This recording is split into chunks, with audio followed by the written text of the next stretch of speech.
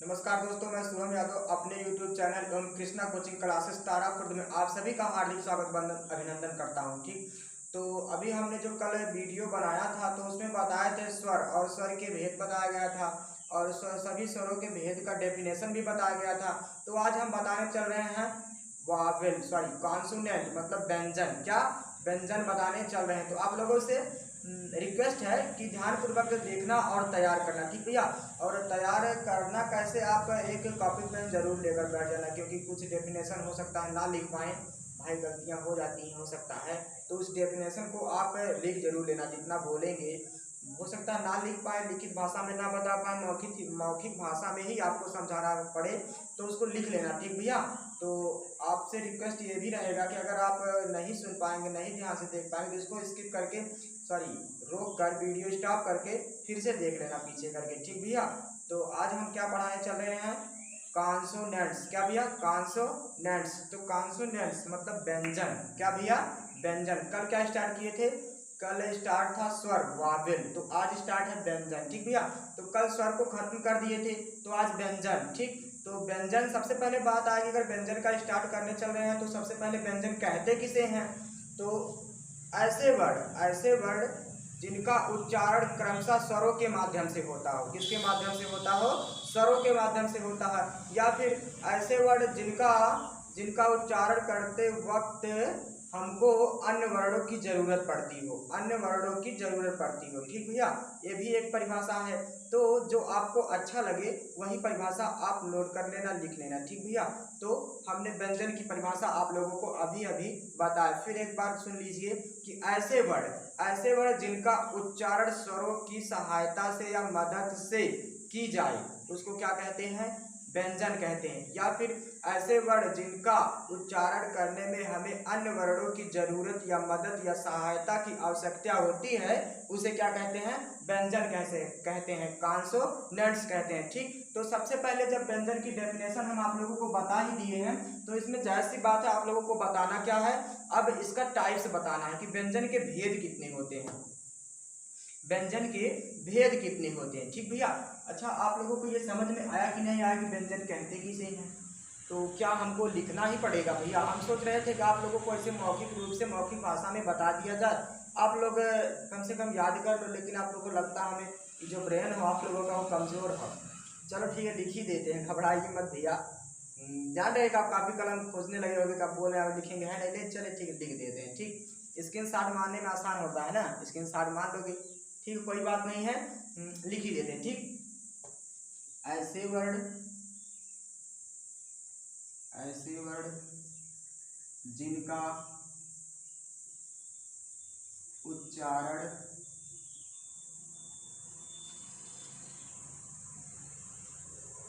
करने में स्वरों की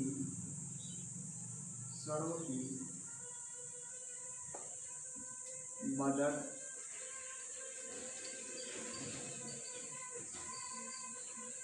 सहायता की जरूरत होती है उसे व्यंजन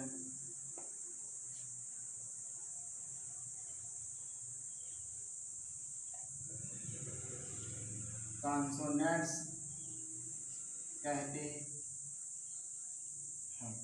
ठीक, ऐसे वर्ड जिनका उच्चारण करने में स्वरों की मदद या सहायता की जरूरत होती है उसे क्या कहते हैं, व्यंजन कहते हैं, कॉन्सोनेंट्स कहते हैं। तो अब हमको उम्मीद है कि अब कम से कम आप लोगों को समझ में आ गया होगा। ठीक भैया, अब इसको नोट कर लेना, याद कर लेना, ताकि कभी जीवन में कभी ना भूले।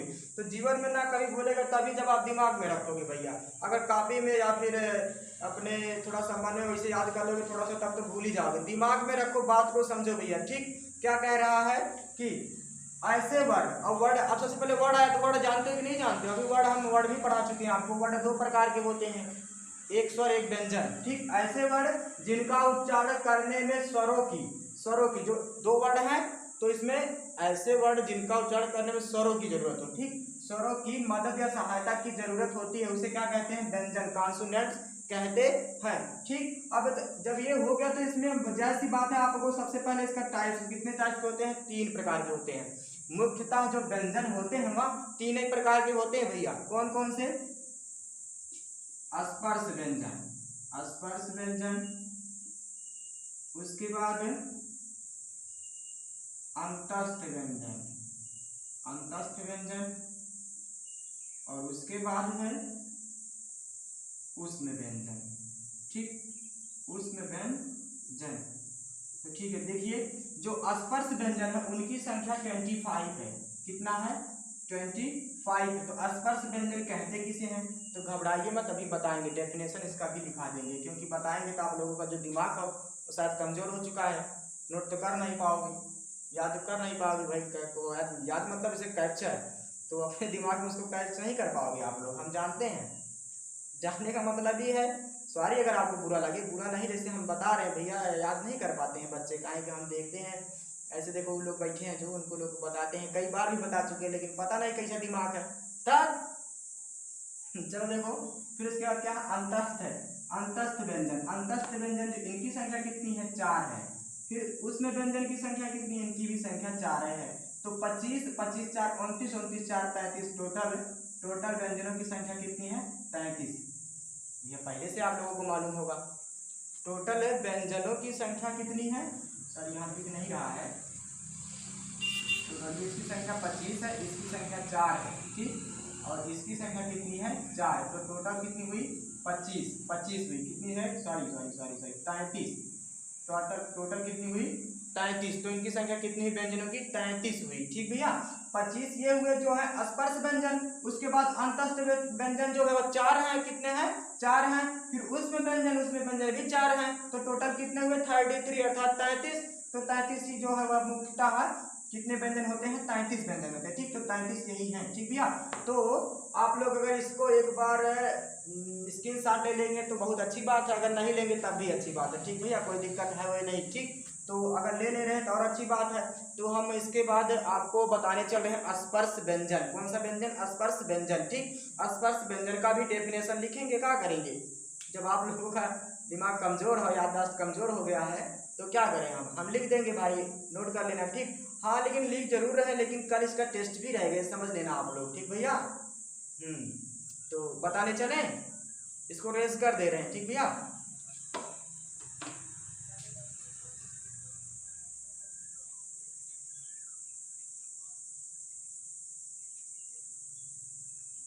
स्पर्श व्यंजन।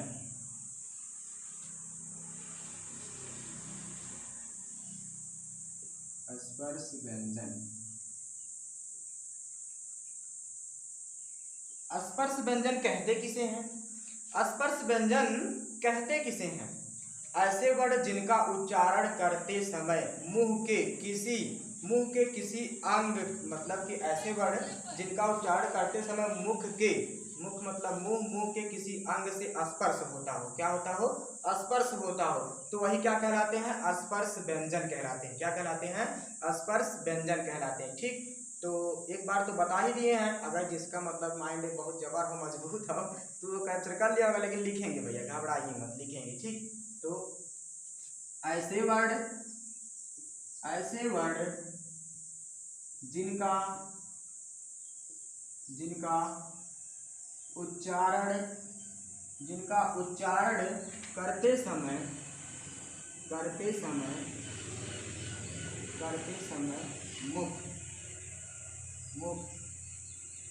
मुंह के किसी अंग से स्पर्श होता है, उसे या फिर उस व्यंजन,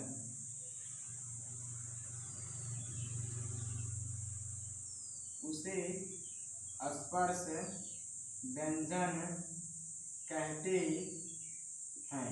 उसे इसे क्या कहते हैं, स्पर्श व्यंजन कहते हैं। अथवा आप यहीं से कह सकते हो उस वर्ड को स्पर्श व्यंजन कहते हैं, अथवा यही सबसे अच्छा यही है कि उसे स्पर्श व्यंजन कहते हैं। तो हमें उम्मीद है कि ये आपको समझ में आ गया है। ठीक भैया, अगर आ गया तो बहुत अच्छी बात है, और नहीं आया तो भी अच्छी बात है। क्यों?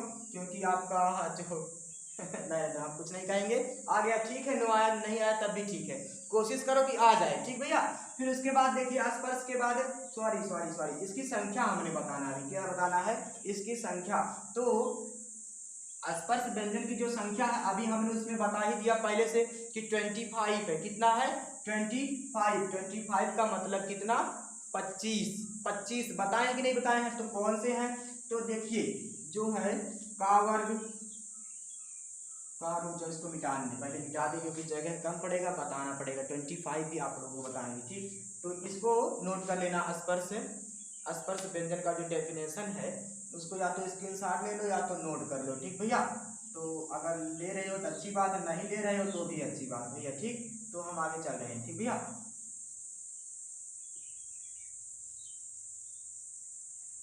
स्पर्श व्यंजन की क्या संख्या कितनी है? स्पर्श व्यंजन की 25।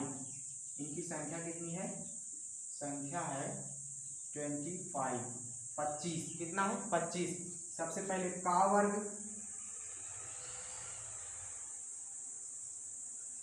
फिर चा वर्ग, फिर टा वर्ग, ता वर्ग, पा वर्ग।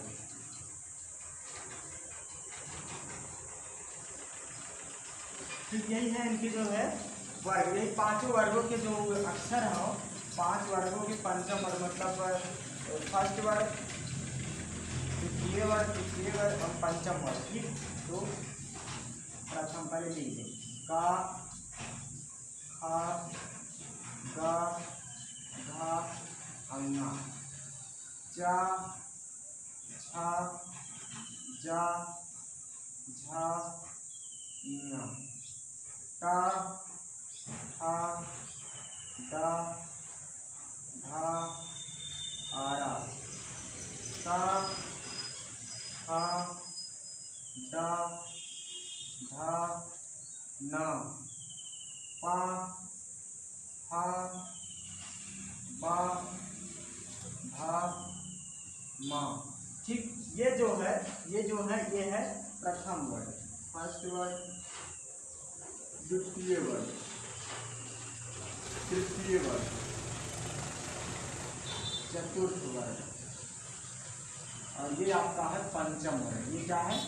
पंचम वर्ग है। ठीक भैया, देखिए ये जो है का, चा, टा, ता, पै, का, चा, टा, ये फर्स्ट वर्ड के अंतर्गत आता है। और इसके बाद खा, छा, टा, था, थ, खा, चा, टा, थप जो होता है वह आपको किसके अंतर्गत आता है? द्वितीय वर्ड के। फिर गा, जा, डा, दा, बा, ये किसके अंतर्गत? तृतीय वर्ड के। फिर उसके बाद चतुर्थ वर्ड के अंतर्गत कौन कौन आता है? घा, झा, ढा, धा, भा, ये किसके अंतर्गत आता है?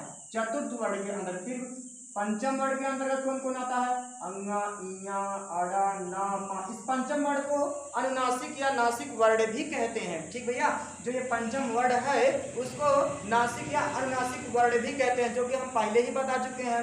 फिर एक बार आप लोगों को बता रहे हैं कि ये जो पंचम वर्ड है इनको नासिक अथवा अनुनासिक वर्ड भी कहते हैं। ठीक भैया, इन जो पंचम वर्ड है अंगा, इया, अड़ा, ना, मा, इनको क्या कहते हैं? नासिक अथवा अनुनासिक वर्ण भी कहते हैं। ठीक भैया, तो देखिए इनकी संख्या हमने पहले ही बता दी है। कितना? 25। देखिए 1 2 3 4 5, 5 10 5 15 5 20 5 में 25, मतलब 5 गुणे 5, एक में 5 है, नीचे भी 5 है, तो 5 गुणे 5 टोटल है कितना हुआ? 25 का मतलब 25। कितने वर्ड हो गए? 25। ठीक भैया, ये है आपके स्पर्श व्यंजन। कौन से व्यंजन? ये है आपके स्पर्श व्यंजन। ठीक भैया, तो हमको उम्मीद है कि आप इसको नोट कर लिए होंगे। ठीक, अगर नोट कर लिए हैं तो बहुत अच्छी बात है, क्योंकि देखिए आपको ये बता दी, ये इम्पॉर्टेंट है। क्या है?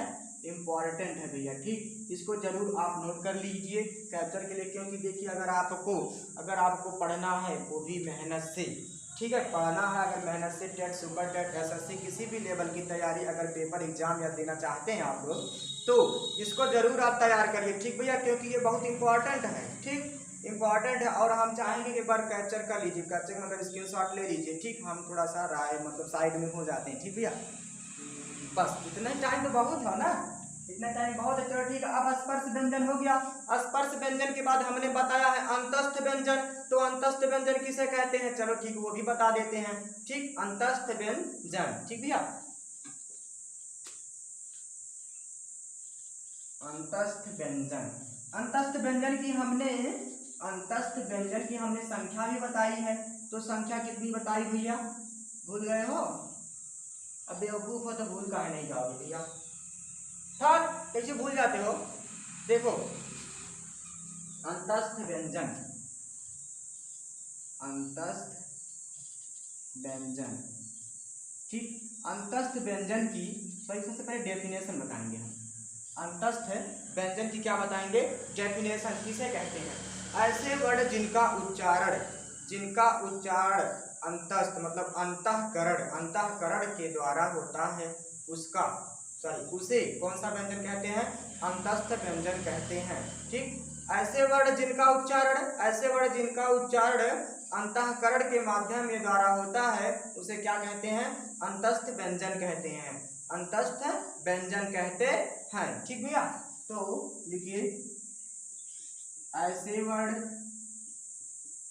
जिनका उच्चारण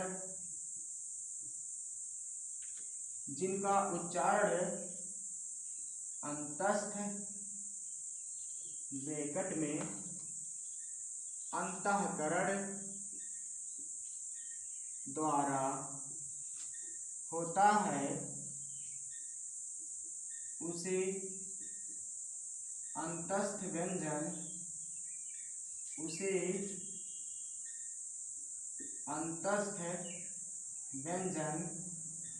कहते हैं, उसे क्या कहते हैं, अंतस्थ व्यंजन कहते हैं। अंतस्थ व्यंजन की संख्या कितनी है, इनकी संख्या कितनी है, 4 है।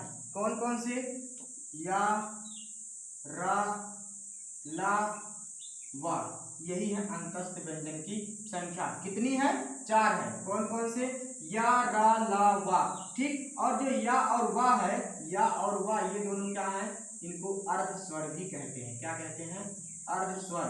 या और वा को अर्ध स्वर भी कहते हैं, जिसमें रा जो है उसको कहते हैं लुंठित वर्ण, क्या कहते हैं, लुंठित वर्ण अथवा प्रकंपित वर्ण भी कहते हैं।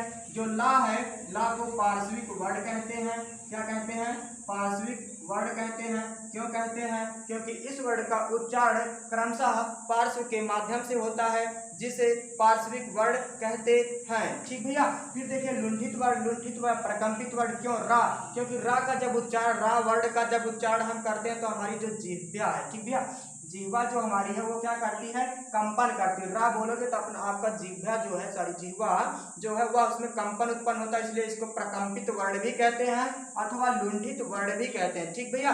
तो आपको ये याद रहेगा ना, हमें उम्मीद है कि याद रहेगा, अब ना करो तो आपकी गलती है ना भैया।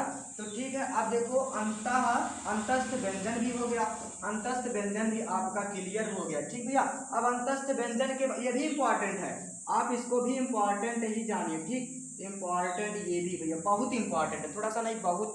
क्यों, क्योंकि देखिए आप यही छोटी छोटी चीज़ों को जब आप छोड़ देते हैं तब आगे चलकर आप पछताएंगे, ठीक। क्योंकि अभी हम जब ऊपर छत पर चढ़ ही रहे हैं तो पहले छोटी वाली सीढ़ी पर पैर रखना पड़ेगा, ठीक। अभी ये एकदम बेसिक से स्टार्ट किए हैं और बेसिक से पैर लेकर चलेंगे भी, ठीक।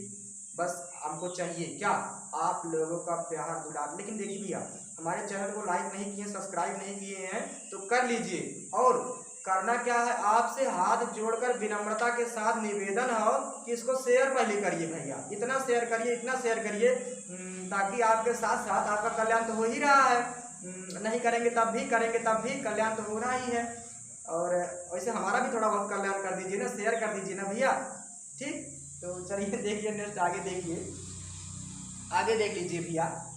उसके बाद आप बताना क्या है, उष्म व्यंजन। कौन सा व्यंजन? उष्म। चलो उष्म व्यंजन ही हम आप लोगों को समझाते हैं।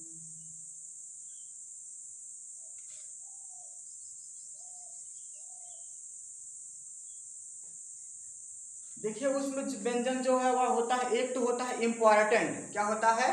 इम्पॉर्टेंट। ठीक। और जो उष्म व्यंजन है वह मोस्ट इम्पॉर्टेंट है। क्या है? Most important. ठीक भैया, तो उष्म व्यंजन को आप लोग भूलना मत। ठीक, बिल्कुल भी मत भूलना ना। तो चलिए उष्म व्यंजन बताते हैं आप लोगों को। उष्म व्यंजन, उष्म व्यंजन कहते किसे हैं? उष्म व्यंजन कहते किसे हैं? ऐसे वर्ण जिनका उच्चारण, ऐसे वर्ण जिनका उच्चारण करते समय मुख से हमारे क्या निकले? उष्मा, उष्मा या फिर ब्रैकेट में गर्मी, गर्मी निकले, निकलता हो, उसे क्या कहते हैं? उष्म व्यंजन कहते हैं। ठीक भैया, तो डेफिनेशन याद तो हो ही गया होगा। अगर याद हुआ ठीक है, नहीं तो लिख रहे हैं, क्या दिक्कत है? लिख रहे हैं ना बाबू? ठीक, लिखिए। ऐसे वर्ण जिनका उच्चारण करने पर, जिसका उच्चारण करने पर उष्मा ब्रैकेट में गर्मी, ऐसे वर्ण जिनका उच्चारण करने पर, सॉरी मुंह से, ठीक, मुख से, मुख मुख से उष्मा ब्रैकेट में गर्मी निकलता है, उसे क्या कहते हैं? उसे क्या कहते हैं? उष्म, उष्म व्यंजन कहते हैं। ठीक है, तो हमें उम्मीद है, हमें उम्मीद ये आपको समझ में आ गया। ठीक, कैसे? देखिए उष्म व्यंजन, उष्म व्यंजन किसे कहते हैं? ऐसे वर्ण जिनका उच्चारण करने, जिनका उच्चारण करने पर मुख, मुंह से उष्मा गर्मी निकलती है, उसे क्या कहते हैं? उष्म व्यंजन कहते हैं। ठीक, उष्म व्यंजन कहते हैं। तो हमें उम्मीद है, हमें उम्मीद है कि आप लोगों को ये समझ में आ गया होगा। ठीक भैया, यहाँ पर उसे नहीं दिख रहा है तो यहाँ पर थोड़ा सा उसे दिख ले आप लोगों को, शायद अब दिख रहा होगा। ठीक, अब दिख रहा। ठीक, उसे उष्म व्यंजन कहते हैं। ठीक, अब आप लोगों का हमें उम्मीद है कि आप लोगों का ये कॉन्सेप्ट क्लियर हो गया होगा। तो आज उष्म व्यंजन भी खत्म हो गया। ठीक, सॉरी, आज ये व्यंजन भी खत्म, उष्म व्यंजन तो खत्म हुआ ही और व्यंजन भी खत्म हो गया। कॉन्सोनेंट्स जो था वो आपका कंप्लीट हो गया। तो आप लोगों से निवेदन है भैया कि हमारे चैनल को सब्सक्राइब, लाइक, एक बार तो कहे थे लेकिन फिर कह रहे हैं, क्या करें, कहना पड़ रहा है, और शेयर तो जरूर कर दीजिए। ठीक भैया, इतना शेयर करिए, इतना शेयर करिए कि अब आगे आप जानिए। ठीक भैया।